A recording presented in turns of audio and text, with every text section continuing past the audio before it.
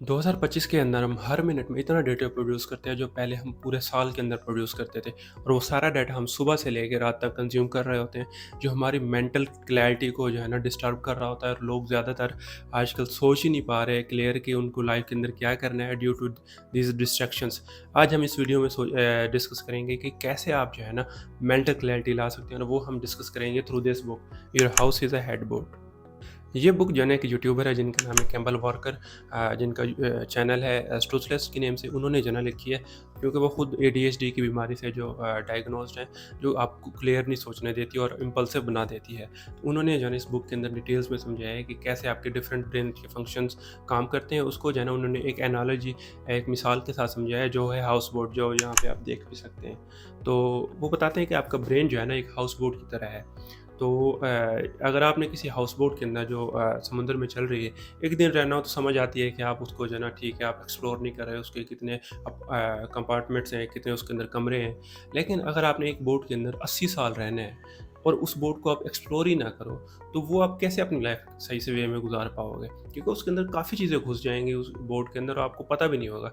Similarly वो कहते हैं आपका जो ब्रेन है, वो एक हाउस बोट है जिसके अंदर आप अपनी सारी ज़िंदगी गुजारते हो। और 80 साल तक एक एवरेज लाइफ स्पैन को अगर देखा जाए, तो आप अपने इस ब्रेन में गुजारते हो और आपको पता ही नहीं होता है कि इस ब्रेन में चल क्या रहा है। इस वीडियो के अंदर ना मैं आपको इस बुक से जो मैंने 8 लेसन सीखे हैं वो बताऊंगा कि कैसे आप अपने माइंड को क्लियर कर सकते हैं और अपनी लाइफ के अंदर मेंटल क्लैरिटी ला सकते हैं। Lesson number 1 is clear the clutter. वो कहते हैं कि आप अगर अपनी बोर्ड को एक्सप्लोर करना चाहते हैं, तो सबसे पहले आपको इसमें जो कचरा फंसा हुआ है वो सारा साफ करना होगा। अब कचरा क्या है? जो हमारे ऊपर लेवल के ऊपर थॉट्स फिर रहे होते हैं कि लेट्स से कि आपका टूथब्रश खत्म हो गया, आपने वो लेना है, आपने किसी दोस्त को मैसेज किया हुआ था कि मिलना है, वो आपने उसको याद कर थॉट आ रहे हैं, आपने किसी क्लाइंट को कोई चीज़ डिलीवर करनी थी, वो आपके माइंड में चल रही है कि अच्छा वो क्लाइंट को चीज़ें डिलीवर नहीं की। तो जब ये सारे थॉट्स आपके माइंड के अंदर चल रहे होते हैं, तो आप ऑब्वियसली क्लियरली अपने माइंड को डीपर लेवल पे एक्सप्लोर कर ही नहीं सकते।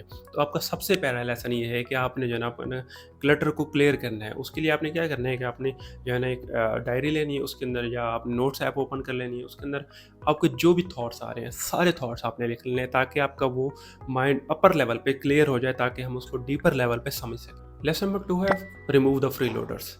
इसके अंदर कैम्बल वॉकर कहते हैं कि जो है ना लोग आपको बचपन से लेके जितनी भी एज इस टाइम आपकी हो चुकी है, आपको लोगों ने ओपिनियंस दी होंगी और वो ओपिनियंस आपके माइंड के अंदर बैठ गई हैं। और वो कहते हैं ये फ्री लोडर्स हैं जो आपके लाइक बोर्ड के अंदर आके बैठ गए हैं और जो जा ही नहीं रहे। अब ये फ्री लोडर्स आपके माइंड के अंदर ओपिनियन पार्टी कर रहे हैं। आप कुछ भी करना चाहते हैं, आप सोचते हैं कि मैं ये वाला बिजनेस आइडिया लॉन्च कर लूँ, मैं ये वाली अपनी क्रिएटिविटी परसू करूँ, मैं ये वाला आइडिया जो है लॉन्च करूँ, तो आपके माइंड के अंदर वो ओपिनियंस आने लग जाती हैं। वो आपके दोस्तों की हो सकती हैं, वो आपके पेरेंट्स की हो सकती है, रिलेटिव्स की हो सकती हैं कि तुम तो ये नहीं कर सकते, तुम तो ऐसे हो, तुम तो वैसे हो। तो ये सारे जितने भी ओपिनियंस हैं ना, आपको आपकी अपने ओपिनियन से जो है ना हटा देते हैं कि आप एक्चुअल में क्या सोचते हो इस बारे में। तो मैं आपको अपनी एक पर्सनल एग्जांपल बताता हूँ कि मैं जो है ना 2022 के अंदर जो है ना एक आइडिया था मेरे पास बिज़नेस का, जो मैंने अपने एक दोस्त से शेयर किया। अब उस दोस्त ने जो है ना उसके बारे में कहा कि ये तो बिल्कुल बेकार आइडिया है, इसके ऊपर तो काम नहीं करना चाहिए। अब मैंने ड्यू टू हिज ओपिनियन मैंने जो है ना वो आइडिया को स्किप कर दिया। अब 2-3 साल तक मुझे वो आइडिया हॉन्ट करता रहा कि ये काम तो आपको करना चाहिए। तो मैंने जो है ना अब रिसेंटली जाके उसको दोबारा स्टार्ट किया है after getting the clarity of my thoughts from this book.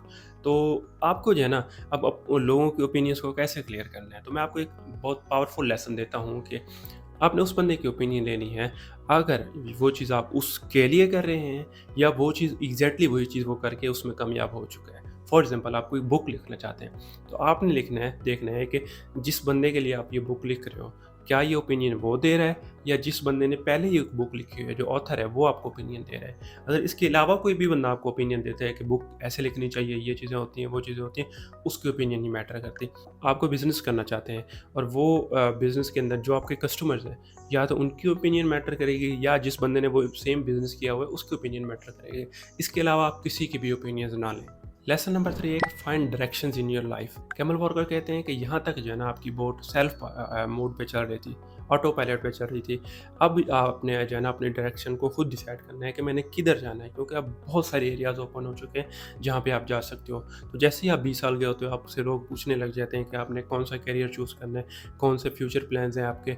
लेकिन उस टाइम आपका इतना एक्सपीरियंस नहीं है कि आप सही डिसीजन ले पाओ। तो उसके लिए आप जो है ना, ऑथर कहते हैं कि एक एक्सरसाइज उन्होंने दिया है कि आपने बैठना है और लिखना है कि कौन से ऐसे चीज़ें हैं जो मैं 5 साल पहले अचीव करना चाहता था या करना चाहता था। अब आपने फिर लिखना है कि कौन-सी ऐसी चीज़ें हैं जो मैं अब भी अचीव करना चाहता हूँ या करना चाहता हूँ। अब इन देखें इन दोनों के अंदर कौन-सी चीज़ें हैं जो कॉमन है। अगर आप कोई चीज़ 5 साल पहले भी करना चाहते थे और अब भी करना चाहते हैं, दैट मीन्स वो आपका इंटरेस्ट है, उसको आप परस्यू कर सकते हैं। उसको जो है ना डिसीज़न उसके ऊपर आपने लेना है या नहीं लेना है, अब नेक्स्ट लेसन के अंदर उसको समझते हैं। लेसन नंबर 4 हमारे पास है कि make decision based on your needs and wants.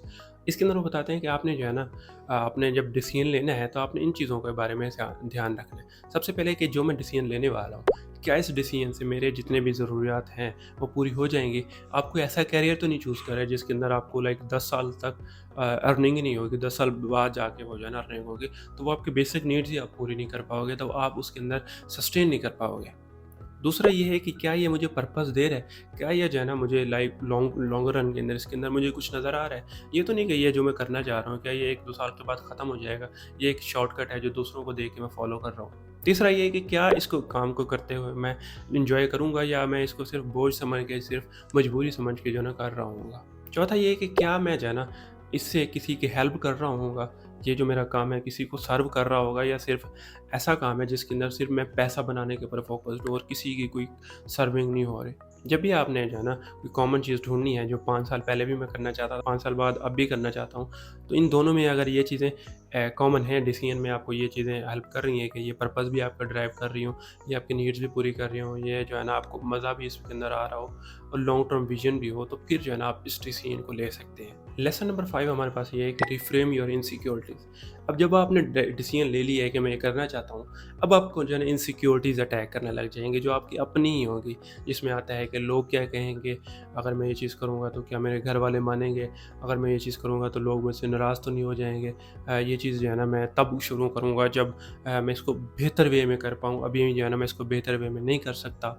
दूसरा ये है कि लास्ट टाइम मैंने ये चीज़ करने की कोशिश की थी, इससे पहले कुछ और करने की कोशिश की थी, वो हुई नहीं मेरे से। लोग मेरे से बहुत आगे निकल चुके हैं, मैं इसको नहीं करना चाहता। तो ये सारी आपकी अंदर की अपनी इनसिक्योरिटीज़ होती हैं, जो आपको आगे बढ़ने से रोक रही होती हैं। आपने क्या करना है, इनको देखना है, इनको अंडरस्टैंड करना है और उसके बाद जो है ना आपने कहना है कि ये ऐसा है ही नहीं। जैसे है कि आपका थॉट आता है कि लोग क्या कहेंगे? इसकी बजाय आपने सोचना है कि जो है ना मैं इसके बारे में क्या सोचता हूँ? क्या ये चीज़ अगर मैं नहीं करूँगा तो क्या मुझे रिग्रेट होगा? और अगर मैं करूँगा तो क्या मैं इससे खुश होऊँगा? अगर ऐसा है तो आपको वो चीज़ परस्यू करनी चाहिए, अपनी इन इनसिक्योरिटीज़ को जो है ज़्यादा वैल्यू नहीं देनी चाहिए। अब लेसन नंबर 6 है हमारे पास seeing beyond your cognitive biases. अब आपका माइंड जो है ना कुछ मेंटल शॉर्टकट्स लेता है जो डिसीजन मेकिंग के दरमियान, तो वो आपको जो है ना ओवरली अफेक्ट करते हैं।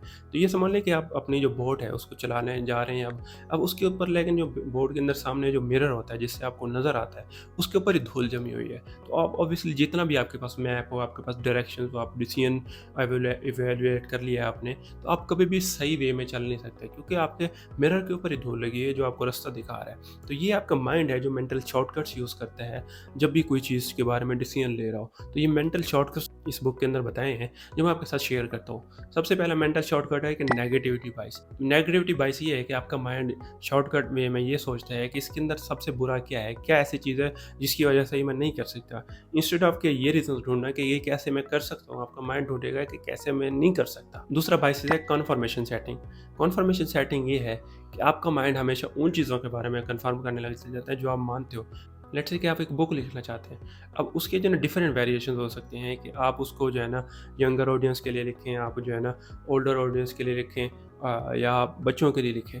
अब आपने जो है ना अगर आपका माइंड बन चुका है कि ये सिर्फ़ मैं जो है ना ओल्डर जनरेशन के लिए ही लिखूँगा, तो आप ये नहीं देखोगे कि जो है ना क्या इसको यंगर जनरेशन को भी इम्पैक्ट हो सकता है, क्या मैं उसको भी नज़रिए में रखूँ? आपका माइंड क्योंकि कन्फर्मेशन बायस की बेस पे होगा, तो वो हमेशा सिर्फ़ ये वाले रीज़न ढूँढेगा कि ये ओल्डर जनरेशन के लिए ही कैसे काम आएगी। तो ये आपकी ओवरऑल लाइफ़ के अंदर ये कन्फर्मेशन सेटिंग काम कर रही होती है कि आप अपने बिलीफ से हट के कुछ और नहीं सोचते। तीसरी कन्फर्मेशन सेटिंग ये होती है कि ऑप्टिमिज्म बायस, कि आप हमेशा इसके अंदर पॉजिटिव ढूँढ रहे होते हो कि लेट्स से आप बिज़नेस करना चाह रहे हो, तो आप उसकी सारी पॉजिटिव एस्पेक्ट्स देख रहे हो कि अच्छा इतने पैसे बन जाएँगे, इतने क्लाइंट्स आ जाएँगे, इतनी सेल्स होंगी। लेकिन आप ये नहीं देख रहे इसके अंदर रोड ब्लॉक्स क्या आ सकते हैं, क्या-क्या इसके अंदर इश्यूज़ आ सकते हैं। तो आपने जो है ना उसको देखना होता है कि अच्छा ये वाला एरिया भी हो सकता है कि इसके अंदर ये इश्यूज़ भी आ सकते हैं, सिर्फ पॉजिटिविटी को नहीं देखना होता। तो इन मेंटल शॉर्टकट से बचने के लिए आपने जो है रियलिटी को अपना दोस्त बनाना होता है। आपने देखना है जो भी मैं करना चाहता हूँ इसकी एक्चुअल रियलिटीज़ क्या हैं? क्या इसके अंदर जो है ना नेगेटिव एस्पेक्ट्स कौन से हो सकते हैं, पॉजिटिव एस्पेक्ट्स कौन से हो सकते सकते हैं, कौन से ब्लाइंड स्पॉट्स हैं जिनको मैं मिस कर रहा हूँ। तो ये सारी चीज़ें जब आप एवेलुएट करोगे, उसको हर पर्सपेक्टिव से देखोगे, तो वो जो है ना आपको एक बेटर वे में डिसीजन मेकिंग में हेल्प करेगा। लेसन नंबर 7 ये है कि अंडरस्टैंडिंग योर फिजिकल नीड्स। इस लेसन के अंदर हमें ऑथर बताते हैं कि अक्सर आपका माइंड जो है ना इस वजह से कंफ्यूज होता है क्योंकि उसकी कोई फिजिकल नीड नहीं हुई होती। लेट्स से कि आप कम सोए हैं या आपने कम खाना खाया है, तो अब वो जो है ना आपकी मेंटल थिंकिंग को अफेक्ट करेगा और आपको लग रहा होगा शायद मैं जो काम कर रहा हूँ उसकी वजह से मुझे ऐसे हो रहा है, या मैं सोशल मीडिया यूज़ कर रहा हूँ इसकी वजह से ऐसे हो रहा है। हालांकि ऐसा नहीं होता, क्योंकि जब आपकी फिजिकल नीड्स नहीं पूरी हुई होती तो आपका माइंड क्लियर वे में नहीं सोच पाता। तो आपका बेस्ट वे ये है कि जब भी आपको डिसीजन मेकिंग करें या सोचने लगें, तो आपने देखना है कि क्या आपकी स्लीप नीड पूरी हो चुकी है, क्या आपकी फूड नीड पूरी हो चुकी है, क्या कोई स्ट्रेस तो नहीं है आपके करंटली आपके माइंड के अंदर। स्ट्रेस बेसिकली आता है जब कोई आपकी लाइफ के अंदर ऐसी सिचुएशन चल रही हो जिसके बारे में आपने कुछ करना है लेकिन अभी आप कर नहीं पा रहे हैं, या वो कुछ टाइम के बाद फिक्स होगी, तो वो आपको स्ट्रेस कर रही होती है और वो नेगेटिव थॉट्स दे रही होती है। तो आपने ये सारी चीज़ों को देखने की क्या कोई ये चीज़ें प्रेजेंट तो नहीं है मैं डिसीजन जब बना रहा हूँ या मैं कुछ सोचने लगा हूँ। अगर ये चीज़ें नहीं है, तब आपने जो है ना फिर देखने कि अच्छा फिर भी आप कंफ्यूज हो, तो फिर उस चीज़ को इवैल्यूएट करना है। लेसन नंबर ये है कि सेल्फ कंपैशन। ये मेरा one of my favourite lesson इस पूरे बुक में से। वो ये है कि ऑथर कहते हैं कि अक्सर हम अपने आप को नेगेटिव बातें बोल रहे थे कि तुम ये नहीं कर सकते, तुम तो जो है ना फेलियर हो, तुमने तो बहुत सारी चीज़ें गलत की है, तुम मिस्टेक्स करते हो सारा कुछ। वो कहते हैं आपने जो है ना जब भी ये चीज़ें बोलनी है, तो आपने अपने बचपन की फ़ोटो उठानी है जिसके अंदर आप स्माइल कर रहे हो, और आपने वो सारी चीज़ें उस बच्चे को बोलनी है। अगर तो आप उस बच्चे को ये बोलते हुए आपको फ़ील होता है कि ये नहीं बोल सकता मैं, कि बच्चे को कौन बोलेगा ये बात कि लाइक एक बच्चा है जो स्माइल कर रहा है और उसको आप कह रहे हो कि तुम फेलियर हो, तुमने ये क्यों किया, तुम नहीं कर सकती, अब सारी ज़िंदगी तुम फेलियर ही रहोगे। तो अगर उसको कहते हुए अगर आपको ये फ़ील होता है कि ये बहुत बुरी चीज़ है, नहीं कहनी चाहिए उसको, तो आपने खुद को भी नहीं कहनी। जो चीज़ आप एक स्माइल करते हुए छोटे बच्चे को नहीं बोल सकते, वो आपने कभी भी अपने आप को भी नहीं बोलनी। तो ये सेल्फ कंपैशन आपको बहुत बेनिफिट करेगा जो है ना पॉजिटिव थिंकिंग के ऊपर और अपने साथ जो है ना एक अच्छा रिलेशनशिप बिल्ड करने के ऊपर। अब ये 8 लेसन हैं जिनको अगर आप फॉलो करें तो आप काफ़ी क्लियर वे में सोच पाएंगे जो भी अपनी लाइफ के अंदर आप करना चाहते हैं। लेकिन ये नहीं कि आपने सिर्फ एक दफ़ा कर लिया और फिर ख़त्म, और फिर जो है ना बस बैठे रहो क्लैरिटी आती रहेगी, ऐसा नहीं है। क्लटर आपने बार बार साफ करना है, बार बार आपने लोगों के ओपिनियंस को अंडरस्टैंड करना है और उनको इग्नोर करना है, अपने डिसीजंस को जज करना है, और ये सारी चीज़ें अपने साथ सेल्फ कंपैशनेट के साथ करनी है। अपने माइंड को आप एक पुरसुकून जगह बनाएं जहाँ पे आप रहना पसंद करें अपनी सारी ज़िंदगी के लिए। अगर आपको ये वीडियो पसंद आई है तो आपको ये वाली वीडियो ज़रूर पसंद आएगी जिसके अंदर मैंने बताया कि आप ओवर थिंकिंग क्यों करते हो, 7 ऐसे सॉल्यूशंस जो आपकी ओवर थिंकिंग शॉर्ट टर्म और लॉन्ग टर्म के अंदर ख़त्म कर सकते हैं। मिलते हैं आपको नेक्स्ट वीडियो के अंदर। Take care and bye bye.